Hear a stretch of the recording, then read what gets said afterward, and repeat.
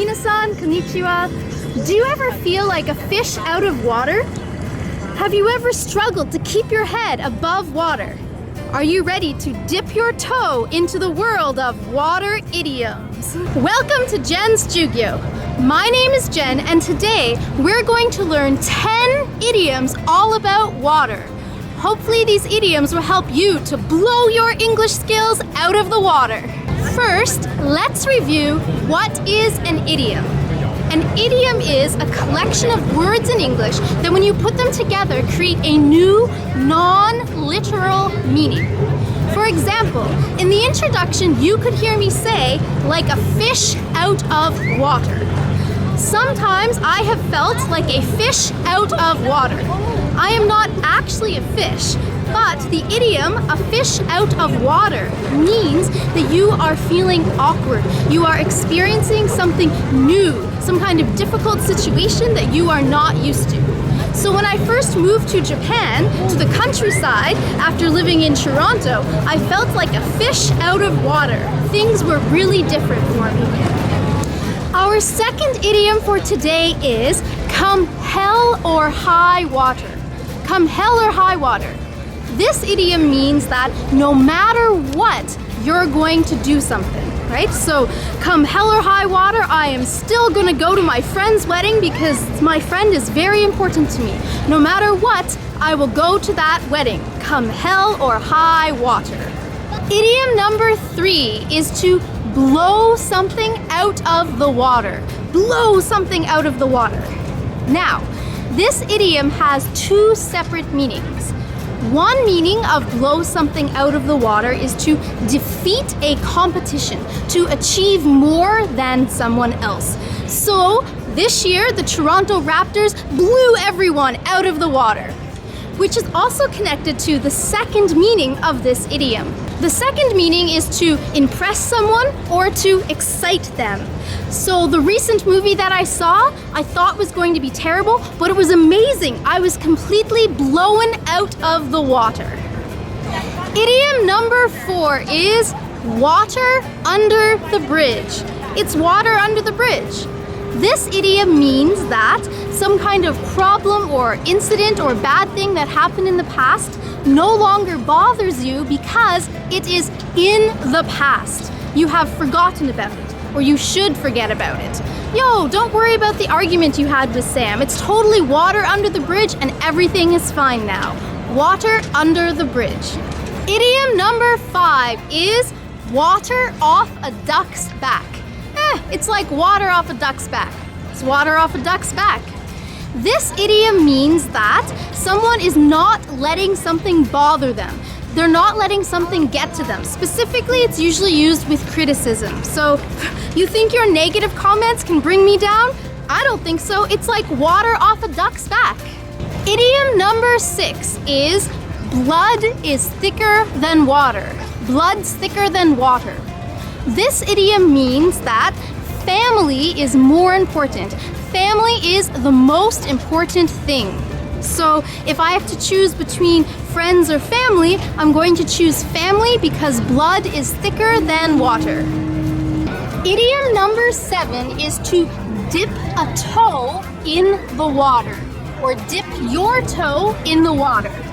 This idiom means that you are slowly and carefully testing out something before you make a big decision. So for example, maybe I want to try and become an author, but before I do that, I'm going to dip my toe in the water and join a writing club to see how it goes. So dip your toe in the water. This is actually similar to another idiom, not exactly the same, but similar to the idiom to test the water or test the waters. To test the water or test the waters means that you are kind of trying to judge and gauge whether or not something will be acceptable. So maybe you're having a conversation with someone and you want to know, I really want to invite my boyfriend to their wedding, but I'm not sure if it's acceptable, so let me kind of test the water by dropping some hints and see what happens, okay? So test the water, try and judge what's gonna happen by, dropping hints like that. And dip your toe in the water. Try to do something slowly and carefully for the first time to see if it's for you. Idiom number 8 is, you can lead a horse to water, but you can't make it drink. You can lead a horse to water, but you can't make it drink. This idiom means that you can provide someone with lots of opportunities and things that they can take advantage of in life, lots of support you're giving them. But if they don't feel motivated to take action, they're not going to do it. So basically it means you cannot force somebody to do something that they don't want to, even though that thing is good for them. So you can lead a horse to water, but you can't make it drink. I saved all this money for my son's tuition. I put him into private schools, extra tutoring lessons, and he doesn't even want to go to university. You can lead a horse to water, but you can't make him drink. Idiom number 9 is to be in deep water. If you are in deep water, it means that you are in a very difficult situation and it's difficult for you to manage. This is similar to another idiom, which is to be in hot water. If you're in hot water, it also means that you are in a difficult situation, but it means that you're in that situation because of something that you did. You are paying the consequences for some action you did, right? So if I use the 2 idioms in sentences, oh man, I'm having a lot of financial difficulties this month. I'm really in deep water. Versus, I hope my boss doesn't find out about the mistake I made or I'll be in hot water. Idiom number 10 is to keep your head above water. Keep your head above water. So this idiom is used when the idea of somebody who is drowning, they don't want to go under the water and drown, so they're keeping their head above the water. So this situation is used in your life if you are experiencing a difficult situation and you are working hard to not be consumed by stress. You are trying to keep your head above the water. This is a little bit similar to an idiom which I talked about in a video I made about expressions to talk about being busy. That expression is, I'm drowning. So if you are drowning in work, you are too busy. You are so stressed because you're busy. You're drowning in work, so you need to do your best to keep your head above water. If you would like to watch that video about different expressions to say, I'm busy, you can check out that video over here.